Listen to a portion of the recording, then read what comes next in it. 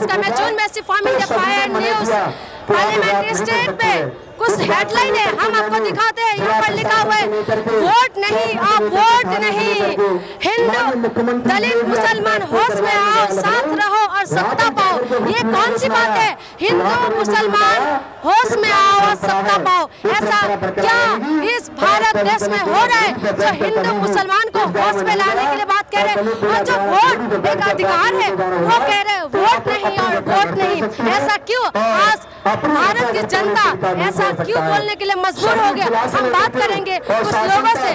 क्यों? उससे पहले हम आपको बताना चाहते हैं कि प्रधानमंत्री जी बोलते हैं कि मेरा देश कभी बिकने नहीं दूंगा, मेरा देश कभी झुकने नहीं दूंगा, लेकिन देश की जनता आज ऐसे आवाज क्यों उठा रहे? हम कुछ लोगों से बातचीत करेंगे, आइए हम लोग बातचीत करते हैं। देखिए, मैं राष्ट्रीय अध्यक्ष हूँ इंडियन नेशनल लीग का, लेकिन आज का ये जो सम्मेलन है, महापंचायत है, इसका आयोजन हमारे भाई तेज सिंह जी ने, अम्बेडकर समाज पार्टी के जो अध्यक्ष उन्होंने किया है। हम सब उनके साथ सहयोगी हैं, साथी हैं, क्योंकि देश अब करवट ले रहा है। देश में माइक्रोस्कोपिक माइनॉरिटी जो शासन चला रही है, जो तिकड़मबाजी से हमें बांट रही है, जो मॉब लिंचिंग के भयभीत कर रही है, तमाम जो शिक्षा संस्थाओं में घुसपैठ करके उस वातावरण को ख़राब कर रही है, न्यायपालिका में घुसपैठ करके हमारे न्यायाधीशों को, न्यायमूर्तियों को अपमानित कर रही है, उसका इलाज एक ही है कि हम दलित, मुस्लिम और पिछड़े बहुजन एक हो जाएं और देश के इस सिस्टम को बचा लें जो भारत रत्न बाबा भीमराव अम्बेडकर ने हमको संविधान के द्वारा दिया है। संविधान खतरे में है, व्यवस्था खतरे में है, देश में अनार्की है, सैकड़ों लोग मारे जा चुके हैं। सन 2016 में 39,000 बलात्कार हुए हैं बहनों के, सिर्फ 2016 में। ये डाटाबेस सुप्रीम कोर्ट के न्यायमूर्ति ने कल पूछा, क्या कर रहे हैं आप? शेल्टर हाउसेस की बच्चियां हमारी किस तरह से प्रताड़ित की जा रही हैं, शोषण हो रहा है, दलितों की चमड़ी उधेड़ी जा रही है, मुसलमानों को, कैटिल ट्रेडर्स को, मवेशी के व्यापारियों को मारा जा रहा है, लूटा जा रहा है, व्यापार चौपट हो रहा है, लेदर का व्यापार चौपट हो गया, ब्राजील छोटा देश हमसे आगे बढ़ गया, हमारा 79,000 करोड़ का एक्सपोर्ट 20,000 करोड़ पे आ गया। भुखमरी है, बेरोजगारी है, इसके खिलाफ एक ही इलाज है कि दलित, मुस्लिम, पिछड़े सब एक हो जाएं और इन अत्याचारियों, इन जाति करने वाले मनुवादियों को उखाड़ कर फेंक दें। इसीलिए इस रैली में हम सब हैं। हमारे कर्नाटक में जो है दलितों को एक बहुत कम नज़र से देखते हैं लोग। तो मेरा एक पर्सनल जो ये हुआ था, मेरे ऊपर जो बीती थी, तो मैं एक अम्बेडकर जयंती मनाना चाहती थी, तो मेरे पास कुछ भी नहीं था।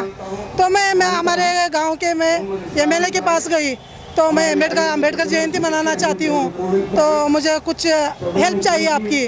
तो मेरा एक ये था उनके ऊपर कि हक था, मैं उनको वोट डाली थी बोल के मैं गई थी उनके पास। तो उन्होंने बोला कि दलितों से तुम्हारा क्या वास्ता, पूछा मुझे। मेरे को ऐसा ये हुआ कि दलितों की वास्ता क्या पूछे, तो मेरे को बहुत मेरा मन ये हुआ। तो मैं गई, ऐसा गली के लोगों को जमा करके अम्बेडकर जयंती मनाई। हमारे घर में मैं बैठी, तो शाम में उन्होंने फंक्शन रखा था, एमएलए ने फंक्शन रखा था, तो मेरे को बुलाए, एमएलए साहब आए हमारे गली में, तो फंक्शन में आ जाओ। तो मैं बोली मैं तो अम्बेडकर जयंती मना के आई, अभी मेरा तो कुछ काम नहीं है, तो मैं आऊँगी तो एमएलए साहब से ये क्वेश्चन मैं पूछूंगी। तो मैं गई, तो बुलाए स्टेज पर बुलाए, तो मैं गई, तो सर ने बोला कि सब लोग बोलने लगे कि मैडम तो बात करो, तो आप अम्बेडकर के बारे में बात बोलो। मेरा अम्बेडकर के बारे में तो कुछ बात नहीं करना है, मेरे को एक एमएलए साहब से एक क्वेश्चन पूछना है बोली मैं। तो उन्होंने बोला कि हाँ पूछो, हिचकिचाओ मत, पूछो क्या पूछना है पूछो बोले। तो मैं आपके पास ऐसा हेल्प मांगने के लिए आई थी। तो आपने बोला कि आपका दलितों से क्या वास्ता पूछा। मैं पूछी उनको कि सर दलित का मतलब क्या है, पूछी सर से। तो उन्होंने बोला अदर कास्ट बोल दिया। तो सब जो फंक्शन में रहे थे सब नीचे मुंडी डाल के बैठे कि मेरा हृदय बहुत मेरे को दुख हुआ। दुख होने के बाद मैं पूछी क्या सर ऐसा तुम राजकारणी करते हो और दलितों को ऐसा नीचा दर्जा देते हो। तो दलित है तो एक गरीब है, दलित का मतलब है एक गरीब है, गरीबों को साथ दे दो तुम आगे जो है उनका। मेरा कहना इतना ही है कि हम गरीब हैं, लेकिन हम दलित मतलब ये ऐसा कीड़ नज़र से मत देखो। गरीबों को आपने साथ दिया तो हम आगे बढ़ेंगे। मैडम, गरीब होता है, गरीब कहते हैं, आज आपका जो संविधान है उसमें भी बदलाव लेके आ रहे हैं, लेकिन वोट मांगते टाइम आप लोगों के सामने तो नेता लोग झुक जाते हैं ना जी। वोट मांगते समय नेता लोग जुट जाते हैं, जब वोट खत्म होता है तो चले जाते हैं। तब दलित पता चलते हैं, तब दलित नजर आते हैं कि दलित हैं, और उसके बाद से खत्म हो जाते हैं। उसके बाद खत्म। तो मैडम, आज आप इसके द्वारा, इस मंच के द्वारा क्या कहना चाहते हैं? मैं ये कहना चाहती हूँ मंच के द्वारा कि हम लोग दलित, मुस्लिम, ST, OBC एक हों और एक तरह हम लोग 85 को वोट डालें, ना कि 15 को डालें। हमारा नाम इस्माइल बाटलीवाला है, हम मुंबई से आए हैं और स्टेट इत्तेहाद फ्रंट और पॉलिटिकल यूनिटी कैंपेन के तहत हम काम करते हैं पूरे देश में। जी हाँ, बिल्कुल, यहाँ पर जो है मुस्लिम और दलित भी नज़र आ रहे हैं, यहाँ तक कि बैकवर्ड भी यहाँ पर मौजूद हैं। वो अलग बात है कि आपसे मुखातिब नहीं हो पाए हैं। यहाँ पर OBC तबका के भी लोग मौजूद हैं, सभी पिछड़े लोग यहाँ पर मौजूद हैं और इस तरह की यूनिटी की कोशिश हो रही है, इत्तेहाद की कोशिश हो रही है। वो कि मैं खुद देश भर में चल कर के मुस्लिम लीडरशिप की, मजहबी लीडरशिप और सियासी लीडरशिप के इत्तेहाद की हम बात कर रहे हैं और उनसे मिलकर हमने एक मुस्लिम पैकेज तैयार किया है जो कि देश की सभी पार्टियों को हमने दिया है। राहुल गांधी जी से एक मीटिंग भी हो चुकी है, नीतीश कुमार जी का भी फ़ोन आ चुका है। इस तरह के सारे लोगों को हमने मुस्लिम पैकेज दिया है और मुस्लिम पार्टियों के सामने सियासी इत्तेहाद की गतिविधि हम चला रहे हैं पूरे देश में। इस देश के संविधान को बाबा साहब भीमराव अम्बेडकर ने लिखा था, जिसमें सबको बराबर का न्याय, बराबर का अधिकार, बराबर का सम्मान दिया था। आज का जो हमारा मुद्दा है, ये दलित को डिवाइड कैसे किया गया है, क्योंकि ये जो आरक्षण की सुविधा आर्टिकल 341 है, ये संविधान का एक अंग है, आर्टिकल है। इस आर्टिकल के तहत देश में बाबा साहब भीमराव अम्बेडकर ने 1936 में अंग्रेज़ों के सामने आरक्षण की मांग की थी। तो अंग्रेज़ों ने आरक्षण को कबूल करते हुए आरक्षण को 3 भाग में दिया था, 340, 341 और 342।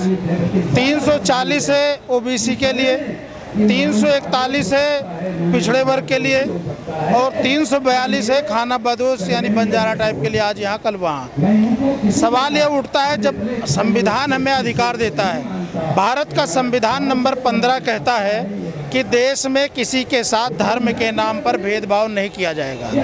तो 10 अगस्त 1950 को पंडित जवाहरलाल नेहरू जी को क्या ज़रूरत पड़ी कि राष्ट्रपति आदेश लाकर 10 अगस्त 1950 को धर्म के नाम पर इन्होंने इस पर बैन लगा दिया कि ये जो सुविधा है सिर्फ उनको मिलेगी जो हिंदू धर्म को दलित मानेंगे, अगर किसी और दलित के लोग हैं उनको नहीं मिलेगा।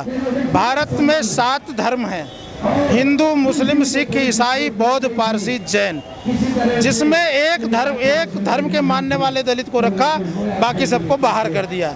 अब भारत के संविधान में बराबरी का अधिकार है। अब रिजर्वेशन सीटें जो भारत में है, लगभग 1061 विधायक की सीटें रिजर्व हैं, लगभग 120 सांसद की सीटें रिजर्व हैं, तो सिर्फ हिंदू दलितों को रखा। सवाल ये उठता है कि भारत का जो मुसलमान है, सिख है, बौद्ध, ईसाई, पारसी, ये अरब से आया मुसलमान तो है नहीं, यही का दलित जब हमें कुआं नहीं छूने दिया गया, हमें मंदिर नहीं छूने दिया गया, और हमारे बाप दादा जब छू लेते थे तो गाय का पेशाब और गाय का गोबर डाल के पाक करते थे। हमारे बाप दादाओं को लगा कि इस देश के अंदर हमारी वैल्यू गाय के पेशाब और गाय के गोबर के बराबर नहीं है, तो वो दूसरे धर्मों में प्लान कर गए। लेकिन सबसे बड़ा तबका इस्लाम धर्म में आया, जिससे आज 1956 में दोबारा इन्होंने सिख मजहब के लोगों को दोबारा दे दिया। 1990 में बौद्ध धर्म के लोगों को दोबारा दे दिया।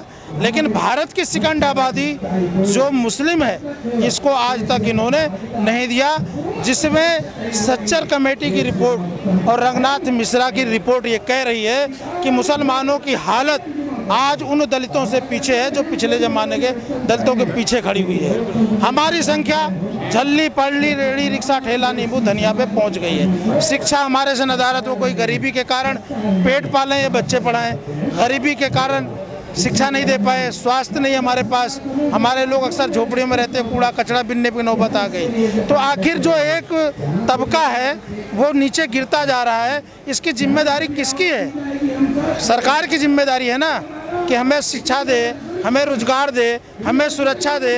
आज तक जब से सरकार आई है, ये तो खैर कांग्रेसियों ने किया था, इस सरकार ने भी हमें इंसाफ नहीं दिया।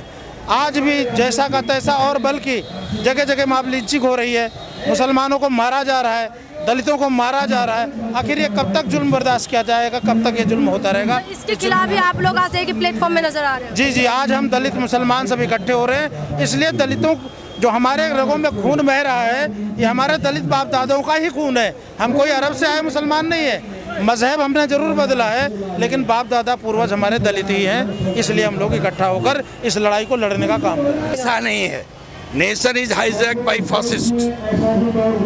फासीवादियों ने देश को हाईजैक कर लिया है और उसमें ईवीएम का भी रोल है।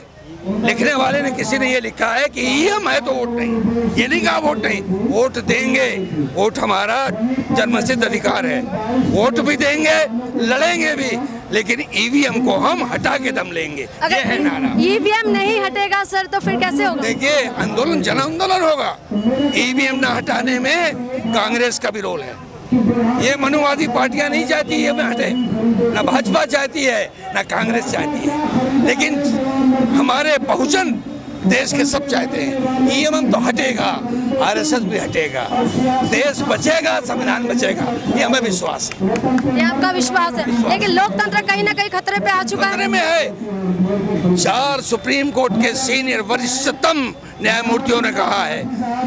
अभी गगोई साहब, न्यायमूर्ति गगोई साहब जब जा रहे थे विदाई समारोह के भाषण में कह गए कि संविधान खतरे में है, देश खतरे में है। आप पत्रकारों से बड़ी उम्मीद है कि इस संविधान बचाने के संघर्ष में आप भी खड़े हुई है। सर पत्रकार भी तो आप देखिए, पत्रकार सच्चाई बोलते हैं तो पत्रकार को इस्तीफा इस्तीफा दे देते हैं और जान का खतरा भी होता है। सर क्या कहना चाहते हैं? नहीं कह रहे हैं बहन, पत्रकारों को भी खतरा है, पत्रकारों से ज्यादा हम मुसलमानों को खतरा है। जिन सबको खतरा है सब एक हो जाएं, इन आताइयों को उखाड़ के फेंक देंगे। हम सब एक हो जाएं, इनको फेंक देंगे उखाड़ के। इनका कहना है कि आज दलित, मुसलमान और हर एक सच्चा हिंदुस्तानी, सच्चा भारतीय एक साथ एक प्लेटफॉर्म में आ जाए तो लोकतंत्र के ऊपर जो खतरा मंडरा रहे हैं वो कहीं ना कहीं हट जाएगा। और ईवीएम जो 2019 में अगर ईवीएम हट जाए तो वोट नहीं ये बात भी हट जाएगा, तब ये लोग वोट देंगे। लेकिन ईवीएम रहेगा तो वोट नहीं देगा। इनका कहना यही है। क्या ऐसा होगा? हम इनका कवरेज लगातार हम आपको दिखाते रहेंगे। तब तक आप लोग देखते रहे इंडिया फायर न्यूज़। नमस्कार।